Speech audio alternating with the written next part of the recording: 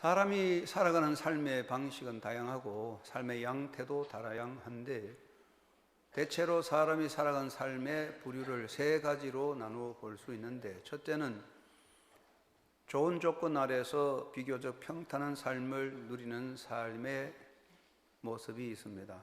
부모의 좋은 도움과 좋은 부모의 그늘 아래서 든든한 사회적 배경을 가지고 경제적 안정을 누리는 삶을 사는 사람들, 이런 사람은 누구나 그렇게 되기를 원하는 복된 삶이라고 하겠습니다. 또 하나는 인생의 악조건 아래서도 그러한 힘든 상황을 극복하고 자기의 삶을 바로 세워나가는 삶을 말합니다. 가정적인 환경의 어려움이나 국가적 혼란이나 빈곤, 사회적 조건의 어려움이나 경제적 어려움을 극복하고 자기 인생을 똑바로 세워가는 그런 인생은 특별한 삶의 모습이라고 하겠습니다. 또 한 가지는 스스로 고난의 짐을 짐으로써 인간됨의 삶을 살려고 힘쓰는 사람들입니다. 정의를 위한 투쟁과 선구자적 삶을 살고 약한 자를 위한 섬김의 삶을 실천하는 삶의 모습들이 있습니다. 이런 것은 인간 일반의 삶이 아니라 특별히 사명적인 삶이라고 볼 수 있고, 인간의 삶의 양태에서 가장 값진, 가치 있는 삶의 자세라고 말할 수 있습니다. 우리가 하나님의 자녀라면 우리는 어떠한 모습으로 살아가고 있는지 생각해야 됩니다. 내 인생에서 어떤 것이 나를 위하여 값진 수고인가? 나는 하나님의 자녀로서 무엇을 위해서 열심을 가진 열정의 사람인가? 한 번씩 돌아보고 자기 자신을 정립해야 되겠습니다. 우리가 하나님의 자녀들이라면, 구원받은 사람이라면 기본적으로 우리는 하나님의 은혜로 사는 사람들입니다. 그 하나님의 은혜의 가장 대표적인 것은 구원의 은혜입니다. 하나님께서는 나를 부르셔서 의롭다 하시고 하나님의 영광스러운 자리에 서게 했습니다. 원래 나는 죄인이고 죄의 지배 아래 진노의 자식이었습니다.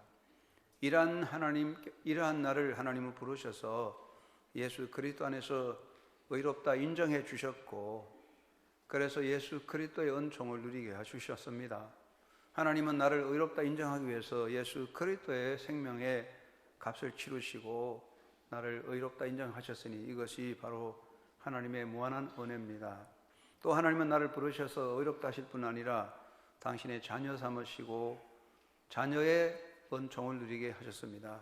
내 인생에서 나는 하나님의 자녀라는 이 사실보다 더 귀한 것은 없고, 앞으로 우리가 어떤 사람이 될 수 있을지라도 내가 하나님의 자녀라는 것 이상의 영광과 복은 있을 수 없을 것입니다. 우리가 하나님의 자녀이기 때문에 상속자의 은혜를 누립니다. 그리고 하나님께서는 나로 하여금 내 믿음을 지키고 그 믿음의 자리에 똑바로 서도록 성령의 임재를 통하여 나를 지켜주십니다. 만약에 성령의 임재가 없다면 나는 내 믿음을 지키고 나의 자리를 끝까지 지킬 수 없을 것입니다. 성령께서 임재하셔서 나를 붙잡아 주시고 나를 이끌어 주심으로 우리는 믿음을 지키고 하나님 앞에 설 수 있습니다. 이 모든 것을 통틀어 구원의 은혜라고 말할 수 있습니다. 우리 모두가 이 구원의 은혜 안에 살고 있습니다. 그런데 이 구원의 은혜를 넘어서서 일반적인 우리의 삶의 은혜가 세 가지가 있다고 보는데, 첫째는 때를 따라 돕는 은혜입니다. 사람은 수많은 때를 따라 사는데 그 때에 따라서 하나님의 도움이 있습니다. 히브리서 4장 15절 말씀에 때를 따라 돕는 은혜를 얻기 위하여 은혜의 보좌 앞에 담대히 나아가자 그랬습니다. 때를 따라 돕는 은혜는 아름다운 것입니다. 나무나 식물은 태양의 빛을 받고 열을 받고 때를 따라 내리는 비와 이슬을 통하여 생존을 지키고 꽃을 피우고 열매를 맺습니다. 때를 따라 돕는 은혜는 일상적인 삶의 은혜로서 우리가 구체적으로 느끼지 못하지만 물고기가 물속에 살듯이 때를 따라 돕는 은혜 안에 우리가 살아가고, 그 은혜 없이는 우리 존재가 지켜질 수 없습니다. 두 번째는 인생의 역경을 극복하게 하는 은혜입니다. 인간의 삶에는 많은 역경과 시련이 있습니다. 이것은 하나님의 자녀들에게 예외는 아닙니다. 나는 하나님의 자녀인데 구원받은 백성인데 내게 왜 이런 고난이 있나 역경이 있나 그런 질문을 하는 것은 어리석은 일이겠지요. 내 인생에 중요한 것은 인생에 고난이 없는 삶을 사는 것이 아니라 인생의 시련과 역경을 극복할 수 있는 정신과 능력을 가지는 것입니다. 하나님은 나를 향하여 어떤 인생에 고난 없는 삶을 주시는 것이 아니라 이러한 인생의 고난과 역경을 극복할 수 있는 힘을 주십니다. 하나님께서는 그의 자녀들을 사랑하시기 때문에 인생에 따르는 불같은 시련이나 삶의 고난을 이길 수 있는 힘을 주십니다. 이러한 하나님의 은혜 안에서 우리는 삶의 고난을 넘어 인생의 삶에서 고난을 승화시켜 갈 수 있습니다. 사도 바울은 고백합니다. 이 모든 일에 우리를 사랑하시는 이로 말미암아 우리가 넉넉히 이기나니라. 세 번째 은혜가 하나 있습니다. 때를 따라 돕는 은혜와 역경을 이길 수 있는 능력의 은혜. 그것도 중요하지만 여기에 새로운 하나 은혜가 있습니다. 그것은 주를 위한 수고의 은혜입니다. 여러분, 인간의 삶에서 때를 따라 돕는 은혜와 역경을 이길 수 있는 은혜를 통해서 나는 나의 나됨을 지켜갈 수 있습니다. 그런데 그것만 가지고는 영광스러운 자리에 설 수 없습니다. 중요한 은혜는 나로 하여금 주님을 위하여 수고할 수 있도록 나를 사용하시는 하나님의 은혜입니다. 이 은혜가 있어야 우리가 영광을 주님께 드리고 영광스러운 자리에 설 수 있습니다. 아무나 주를 위해 수고할 수 있는 건 아닙니다. 아무나 주님께 헌신하는 것도 아니고 아무나 몸된 교회를 섬기는 것도 아니고 아무나 선교에 참여하는 것도 아닙니다. 힘이 있다고 되는 것도 아니고 조건이 좋다고 되는 것은 아닙니다. 주님을 위하여 드리는 수고의 은혜를 입은 자만이 이런 영광스러운 자리에 설 수 있습니다. 사랑하는 성도 여러분, 여러분 때를 따라 돕는 은혜를 입으시고 인생의 역경을 이길 수 있는 능력의 은혜도 입으시지만 더 이상으로 주를 위한 수고의 은혜를 입으셔서 주를 위해서 수고함으로 영광된 자리에서는 행복자 되기를 주의 이름으로 축원합니다. 누가 주를 섬기는 사람일까요? 사람은 얼마나 많이 수고합니까? 우리가 흔히 말하기를 아유 뼈 빠지게 고생했네. 그저 우리가 태어나서 죽을 때까지 정말 애를 많이 씁니다. 그런 수고가 무엇입니까? 나의 생존, 자기 생존을 위한, 자기 욕구를 위한 수고입니다. 또 사람은 종교적인 수고도 합니다. 도를 닦습니다. 고행을 합니다. 덕을 살려고 애를 씁니다. 이런 모든 수고들의 목적은 무엇입니까? 그건 자기 자신의 복된 삶을 위한 수고입니다. 여러분, 이러한 수고로서는 주님께 드려지는 영광이 될 수 없습니다. 우리가 그냥 애써서 아이고 고생한다, 수고했다, 그것이 다 주님께 드려지는 건 아닙니다. 주님을 향한 수고는 인간들이 살아가는 인간 일반의 삶에서 나타나지 않습니다. 특별한 것입니다. 그러면 누가 주님을 위해 수고하겠습니까? 주님을 위해서 수고하는 사람은 하나님의 택함 받은 사람들입니다. 여러분, 예수님의 제자들을 보십시오. 내가 예수님 제자 되겠습니다 하고 자원에서 나서지 않았습니다. 자원에서 났을 때 예수님은 받아들이지 않았습니다. 예수님이 친히 너는 나를 따라오라 부르셨습니다. 이스라엘 민족이 430년 동안 애굽에서 노예 생활할 때 정말 자유를 갈망했는데 모세는 민족의식을 가지고 사회의식을 가지고 깨달음을 가지고 불같은 열정을 가지고 내가 이스라엘 민족의 지도자가 되겠노라고 나서서 영도자가 된 것인가요? 그렇지 않습니다. 하나님께서 모세를 부르셔서 너는 내 백성을 해방하라고 파송하셨습니다. 그러므로 모세가 뭐라고 고백합니까? 하나님께서 나를 보내셨다. 하나님의 택함 입은 사람만이 주님을 위해서 수고할 수 있습니다. 그리고 또 한 가지는 주님을 위해서 수고하는 것은 부름을 받은 사람이요 훈련받은 사람이어야 됩니다. 여러분, 하나님께서 모세를 부르시고 어느 날 갑자기 가라고 하지 않았어요. 적어도 40년을 광야에서 긴 세월 동안 하나님은 그를 연단하셨습니다. 예수님께서 메시아의 삶을 시작하시기 전에 광야에 가셔서 금식하며 기도하셨습니다. 여러분, 예수님께서 영성이 부족하고 능력이 부족하고 사명감이 없어서 금식하며 기도하셨을까요? 그렇지 않아요. 왜 예수님은 광야에서 금식하며 기도하셨을까요? 그건 새로운 결단이요 제자들에게 본을 보여주는 것입니다. 주님을 위하여 섬기는 일꾼은 훈련받은 사람들이어야 됩니다. 사람의 마음에 열망과 열정이 있습니다. 열정이 있기 때문에 일을 하겠지만 열정을 가졌다고 해서 다 주의 일꾼 되는 것도 아니고 능력이 있다고 다 주의 일꾼 되는 건 아닙니다. 하나님으로부터 선택을 입고 하나님의 연단을 입은 훈련된 사람이어야 하는 것입니다. 오늘 여러분이 주를 위해서 수고한다면 바로 여러분은 하나님의 부름을 받은 백성이고 훈련된 주의 종인 줄 믿습니다. 그러면 우리 인생에서 많은 수고 중에서 왜 이 주를 위하여 드리는 수고의 은혜가 귀한 것인가? 많은 은혜 중에서 왜 주를 위한 수고의 은혜가 중요한가를 알아야 됩니다. 첫째는 주를 위하여 수고하는 은혜로 인하여 내가 그리스도의 고난에 동참하게 되기 때문입니다. 여러분, 우리는 사는 동안에 많은 일을 합니다. 정말 태어나서 수고 많이 합니다. 보람 있는 일도 있고 보람 없는 일도 있습니다. 자녀를 위해서 정말 우리 말에 뼈 빠지게 고생도 합니다. 그러나 그런 수고가 과연 나를 위해서 얼마나 복된 것일까요? 한순간에 덧없이 사라져 버립니다. 우리 인생에서 정말 영원히 기억되는 값진 수고는 딱 하나입니다. 그것은 진실한 마음으로 주를 위한 수고입니다. 그 수고는 예수님의 고난에 동참하는 것이기 때문입니다. 사도 베드로는 이렇게 선포합니다. 사랑하는 자들아, 너희를 연단하려고 오는 불시험을 이상한 일 당하는 것 같이 이상히 여기지 말고 오히려 너희가 그리스도의 고난에 참여하는 것으로 즐거워하라. 그리스도의 고난에 참여하는 것으로 즐거워하라. 이는 그의 영광을 나타내실 때 너희로 즐거워하고 기뻐하게 하려 하심이라. 너희가 그리스도의 이름으로 지옥을 당하면 복 있는 자로다. 영광의 영 곧 하나님의 영이 너희 위에 계심이라. 할렐루야. 여러분, 우리의 삶의 수고, 주를 위한 수고는 예수 그리스도의 고난에 동참하는 것입니다. 나의 수고가 예수님의 고난에 동참하는 것이라면 이것은 내가 받을 최고의 영광이요 자랑이 될 수 있습니다. 모든 수고는 사라지지만 나의 수고가 주님에 대한 수고가 될 때에 되어서 그리스도의 고난에 동참할 수 있다면 우리는 그리스도의 영광에 함께 동참하는 자가 되는 것입니다. 두 번째는 주를 위한 수고의 은혜로 인하여 내가 하나님의 역사에 쓰임받는 자가 되기 때문입니다.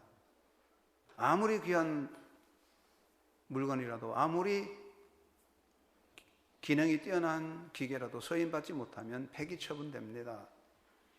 우리가 무엇을 위해 쓰임받아야 됩니까? 우리가 이 땅에 살 때 인간적으로 세상의 높은 권세와 명예를 가질 수 있습니다. 사람들은 인간의 명예와 권세, 세상적인 즐거움을 위해서 모든 걸 다 바쳐 올인하여 인생을 다 바칩니다. 그러나 실제로 우리가 그런 모든 것들을 돌이켜보면 이것은 바로 인생의 낭비라고 생각합니다. 그렇게 영광도 명예도 얻어서 대단한 것 같지만 인생의 낭비지 남는 게 없어요. 짧은 인생에서 우리가 정말 귀한 것은 나의 존재가 하나님의 역사에 쓰임을 받는다는 겁니다. 그보다 더 큰 귀한 것은 없는 줄 믿습니다. 여러분, 성경에서 가장 위대한 이름을 얻은 사람은 누굽니까? 요나단입니다. 이스라엘 백성들은 요나단을 보고 뭐라 그랬습니까? 하나님과 동역하는 자라 그랬어요. 이거 위대한 이름이에요. 하나님과 동역하는 것보다 더 큰 영광이 어디 있겠습니까? 여러분이 농부가 되든 노동자가 되든 학자가 되든 지식인이 되든 정치를 하든지 돈을 벌든지 주부가 되든 여러분의 삶의 수고가 하나님의 역사에 쓰임받는 한 일꾼이라면 최고의 가치요 영광이 되어 빛나는 줄 믿습니다. 세 번째는 우리가 주를 위한 수고의 은혜를 입음으로 그리스도와 함께 그 영광을 누리게 되는 것입니다. 사람은 세상에 살 동안에 영광된 자리에 서고 기뻐합니다. 훈장도 받고 우승 트로피도 받을 수 있습니다. 그러나 이게 모두가 잠시 지나가는 꽃의 영화와 같습니다. 인생은 잠시 끝납니다. 그런데 우리가 세상 살이가 그저 육체가 썩어지면 없어진다는 것이란 몰라도 우리가 하나님의 나라 영원한 삶을 누리는 하나님의 백성이라면 그리스도의 영광에 동참하는 것이 최고의 영광이고 우리가 바라는 최고의 꿈이겠죠. 그러면 누가 그런 영광을 얻습니까? 그것은 주님을 위해서 수고하는 사람들에게 주어지는 것입니다. 사도 바울은 내 몸에 그리스도의 흔적을 가졌다고 외쳤습니다. 이 말은 내 몸에 영광스러운 훈장이 있다는 것입니다. 사도 바울의 훈장은 무엇입니까? 그것은 바로 주님을 위하여 당한 고난의 흔적이었습니다. 여러분, 세상에 훈장이 있고 명예가 있지만 그게 얼마나 중요한가요? 한순간에 없어지는데, 정말 우리가 그리스도의 고난에, 그리스도의 삶에 동참하게 된다면 우리의 영광스러운 훈장이 있습니다. 그것은 자랑스러운 겁니다. 내 몸에 그리스도의 흔적을 가졌노라. 여러분 모두가 주님의 수고함으로 예수 그리스도의 그 영광스러운 영광에 동참하는 귀한 존재 되기를 주의 이름으로 축원합니다. 그런 것을 바라보지 않는다면 신앙생활의 가치가 어디 있겠습니까? 사랑하는 성도 여러분, 우리는 이 땅에 살 때 많은 은혜를 사모합니다. 오늘 또 은혜 받았습니다. 하나님 은혜 내려주세요 기도합니다. 그런데 그런 은혜들이 무엇일까요? 전부 자기 자신의 목적과 관계되었습니다. 아이고 목사님 오늘 은혜 받았습니다. 자기 기분 좋으면 은혜 받았습니다 하고 기분 나쁘면 은혜가 뭡니까? 그냥 불만이 생깁니다. 이제 우리가 그런 은혜 안에 사로잡혀서 살 것이 아니라 때를 따라 덮는 은혜도 있고 역경을 이길 수 있는 은혜도 있지만 그것 가지고만 되는 게 아니겠지요. 우리가 성숙한 신앙이 되어서 주를 위한 수고의 은혜를 입는 아름다운 그리스도의 일꾼 되기를 주의 이름으로 축원합니다. 아버지여, 내게 주님을 향한 수고의 은혜를 내려 주옵소서. 저는 여러분 모두가, 한영교회 성도 여러분 모두가 모든 은혜 중에서 더 한 가지 주님을 위한 수고의 은혜를 입으셔서 주님께 영광 돌리는 행복자 되기를 간절히 바랍니다. 먼저 우리가 기억할 것은 내가 받아 누릴 영광에 대한 열정을 가지고 있어야 되겠다는 것입니다. 여러분, 하나님의 자녀로서 받을 영광에 대한 열정을 품고, 영적 열정을 품고 살아가는 성도가 되시기 바랍니다. 사람에게 중요한 것은 열정이죠. 패션이죠. 열정이 불타는 사람은 열망을 가지고 그것을 향해 달려갈 것입니다.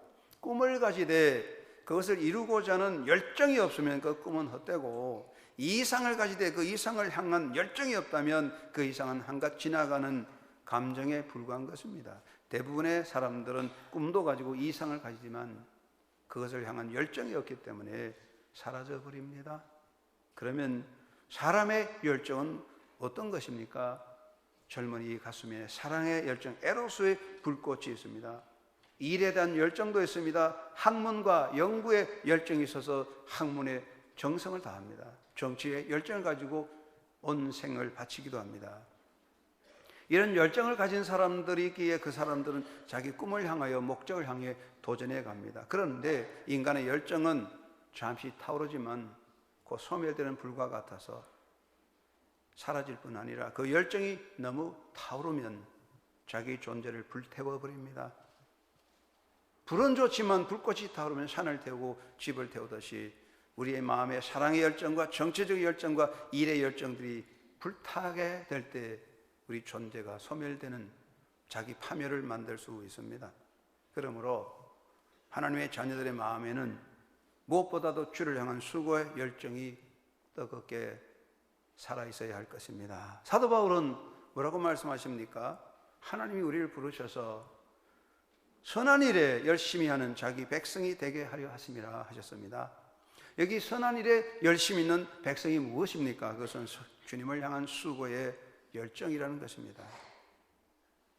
우리가 부름받아 하나님의 자녀가 되었다면 이제는 하나님 앞에서 내가 받아 누릴 은혜 안에 살면서 앞으로 장차 주님 앞에 받을 그 영광에 대한 열망을 품고 주를 섬기는 삶을 살아야 할 것입니다. 사랑하는 여러분, 우리가 구원받아서 하나님의 자녀 되어서 그 은혜를 누리는 것은 우리를 향한 하나님의 값없이 주시는 은혜로 된 것이요 값없이 받는 은혜입니다. 그러나 우리가 장차 받아 누릴 나의 영광은 주를 향한 수고에 따르는 상급인 것입니다. 여러분이 은혜로 구원받아 하나님의 자녀가 됐을지라도 주를 위한 수고에 열정이 없다면 그 영광스러운 자리에 서지 못할 수 있습니다. 사람이 살아있다는 것은 생존에 대한 열망을 품은 것입니다. 그 열망이 사라질 때 그 생존의 불꽃도 꺼지는 것입니다. 사람에게 중요한 것은 삶의 의지요, 삶의 열정입니다. 그렇다면 내가 하나님의 자녀라면, 내가 하나님의 자녀로 살아간다면 적어도 우리의 가슴 속에는 하나님 앞에서 받을 그 영광에 대한 열망을 품고 주를 향한 수고의 열정의 뜨거움을 가져야 할 것입니다. 이사야는 어떤 사람이었습니까?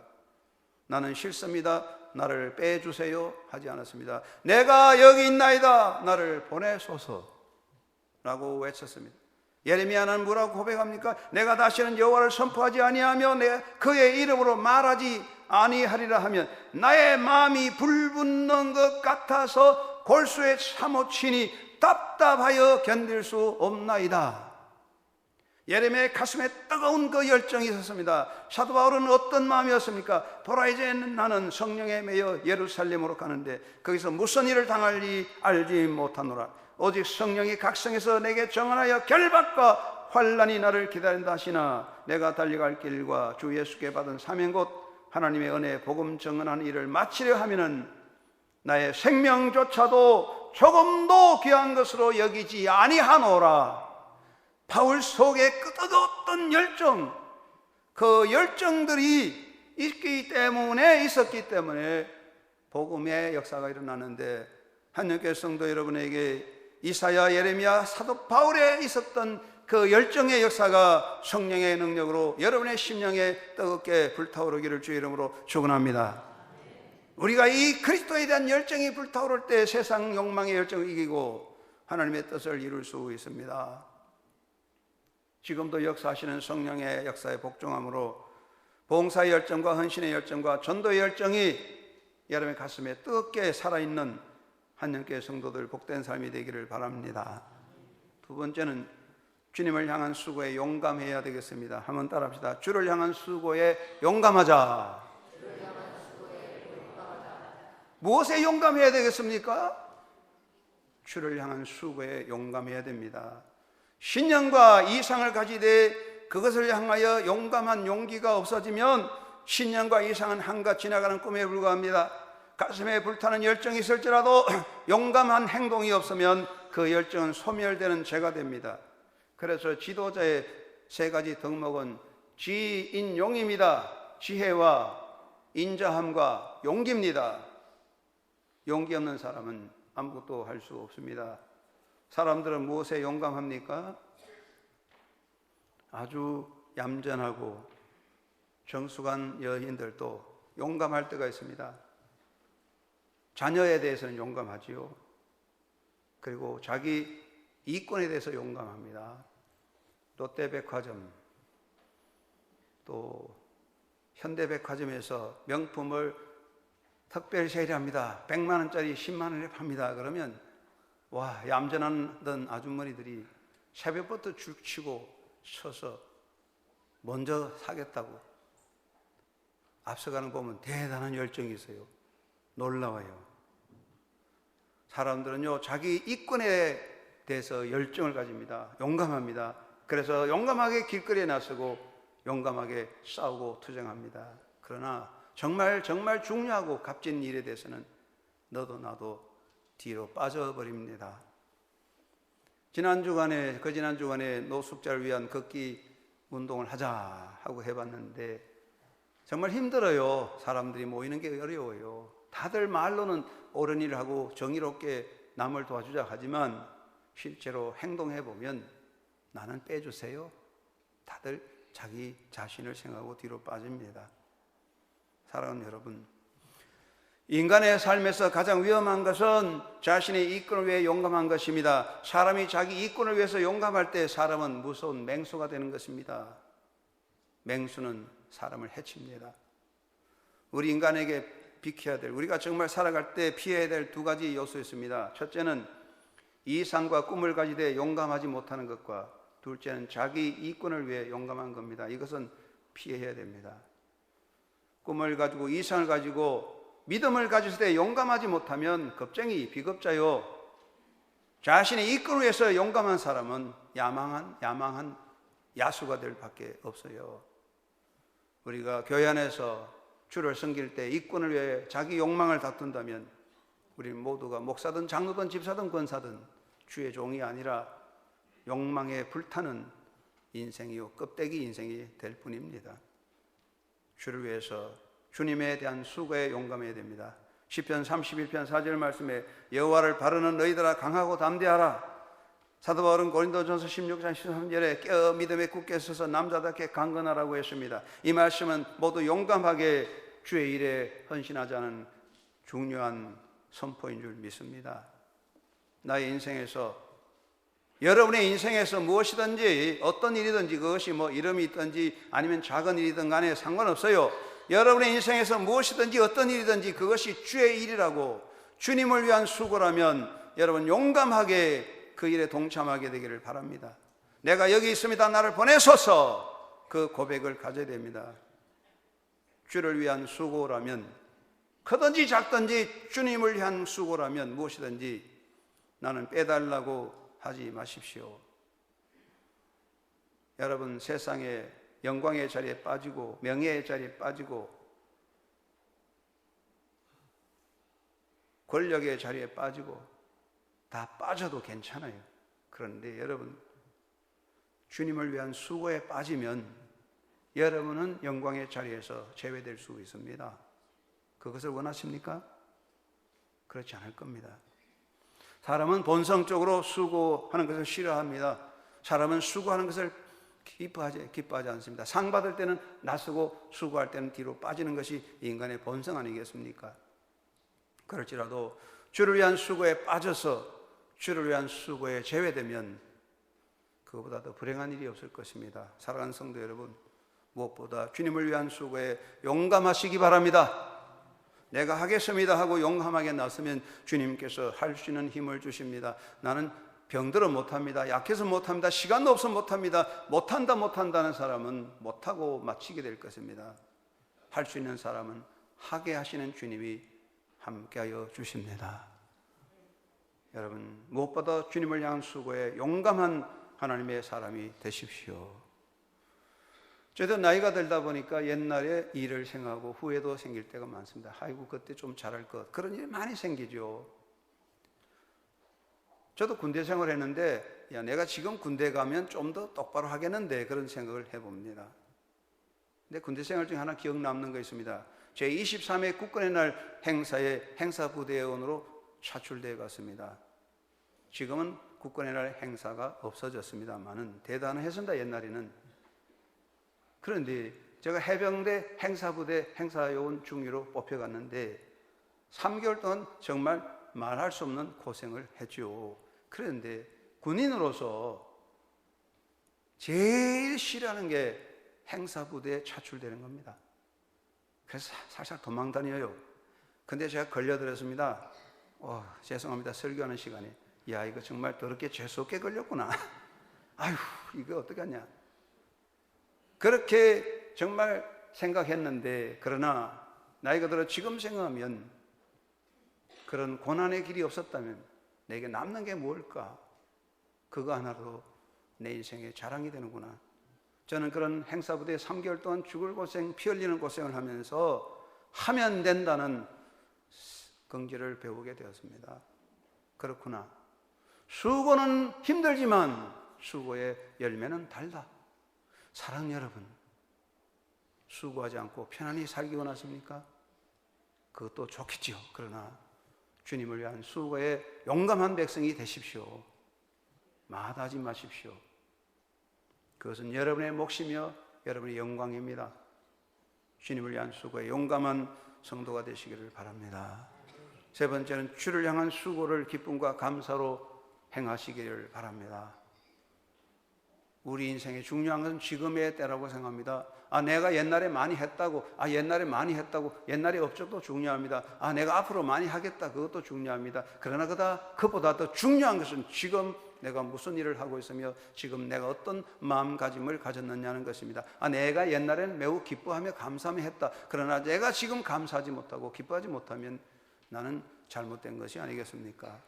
지금 이 시간에 주님을 위한 수고에 용감하게 감사와 기쁨으로 동참하는 아름다운 삶이 되기 바랍니다.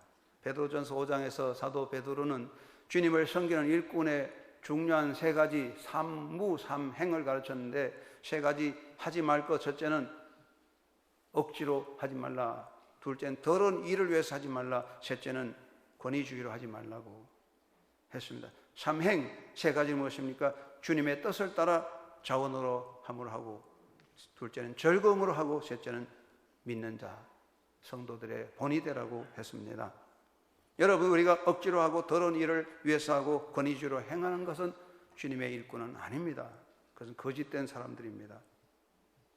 우리는 어떻게 해야 될까요? 주를 위한 수고에 용감하게, 그리고 기쁘고 감사함으로 행해야 할 줄로 믿습니다. 내가 이를 위해서 하나님의 부름받았고 이 일을 하는 것이 나의 몫이고 이것이 나의 영광이라면 기쁘고 감사함으로 합시다. 우리가 무엇을 하든지 아무리 중요한 일이라 할지라도 거기에 기쁨과 감사가 빠져버린다면 어떻게 주님이 그것을 기뻐하시겠습니까? 그것은 주님을 기쁘게 할 수 없습니다. 이 일이 주님을 섬기는 일이고, 이 일이 주님을 기쁘게 하는 일이고, 이 일이 내 인생의 가장 영광이라고 하는 것을 안다면 어떤 일이든지 기쁨으로 수고하게 되기를 바랍니다. 그리고 이것이 내게 특별한 하나님의 은혜다, 아무나 할 수 있는 것이 아닌데 하나님이 내게 일을 맡기셨구나, 이것이 나의 인생의 최고의 삶의 가치다, 이것은 언제나 할 수 없는 일이니 지금 하나님 내게 맡겨주신 일이구나 생각한다면 그 맡은 일로 정말 감사함으로 헌신하고 봉사하게 되기를 바랍니다. 여러분의 마음에 그 기쁨과 그 감사가 살아서 주님을 위해서 수고하는 귀한 일꾼이 되시기를 간절히 바랍니다. 제가 알고 있는 이야기 중에 제일 마음속에 늘 끼는 이야기가 있습니다. 여러분이 한 말씀드린 것 같은데, 중국 춘추 시대에 요리라는 평범한 한 사람의 이야기 제 마음에 늘 생각납니다. 중국 춘추 시대에 오초월나라가 대립하여 싸울 때에 오나라의 장수 중에 경기라는 장수가 배신해서 초나라로 넘어갔어요. 3만 군대를 거느리고 넘어갔어요. 그러니까 오나라 합녀가 경기 부대와 싸우려니까 오나라 3만, 초나라 3만, 6만 명의 피를 흘려야 될 판입니다. 이때 오나라의 책녀, 손무, 손자 병법을 선 손무가 책략을 쓰기를 전쟁하지 않고 이 문제를 해결할 길을 찾았습니다. 그래서 하나의 책략을 만들었습니다. 손무는 요리라는 사람을 택했습니다. 요리는 술을 만드는 평범한 사람인데 손무를 따라다니는 충성스러운 일꾼입니다. 손무가 요리에게 특별 임무를 주었습니다. 경기를 제거하는, 암살하는 명을 내렸습니다. 요리는 그 일을 맡았습니다. 그래서 고육지책을 써야 되었습니다.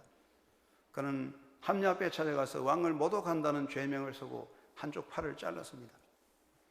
그리고 동네에 자기가 사는 마을에 가서 왕을 모독한다는 누명으로, 이 가문은 왕을 모독하는 가문이라, 그래서 동네 사람 앞에서 요리의 아내와 두 아이를 죽이는 비참한 그런 고통을 당했습니다. 그리고 나서 요리는 경기부대로 투항해 갔습니다. 비상하고 책략이 많은 경기도 속았습니다. 그 요리를 믿었습니다.